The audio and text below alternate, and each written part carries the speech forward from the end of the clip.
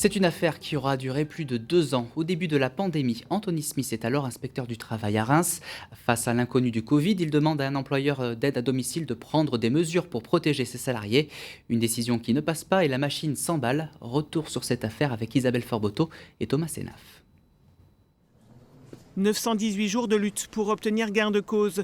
La sanction contre Anthony Smith, inspecteur du travail, a été annulée par le tribunal administratif de Nancy. L'audience du 28 septembre dernier lui avait donné beaucoup d'espoir. Il évoquait à sa sortie ce que le rapporteur public avait dit.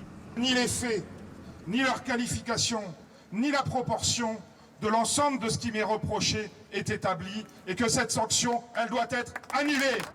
En pleine première vague de Covid-19, Anthony Smith est saisi par les représentants du personnel de l'association d'aide à domicile, la RADOPA. Ceux-ci dénoncent la mise en danger des employés par la direction.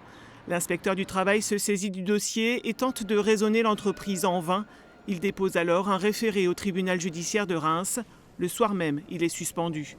Muriel Pénicaud, alors ministre du Travail, décide ensuite de le démettre de ses fonctions et de le muter disciplinairement. Le ministère du Travail fera ensuite marche arrière et réintégrera Anthony Smith dans ses missions d'inspecteur du travail, la mutation disciplinaire restant la seule sanction.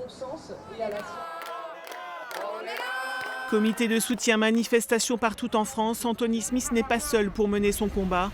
Son affaire durera ainsi 2 ans et demi. Désormais, c'est au ministère du Travail de réagir pour lui permettre une réintégration dans sa région d'origine, à moins qu'il ne fasse appel de la décision.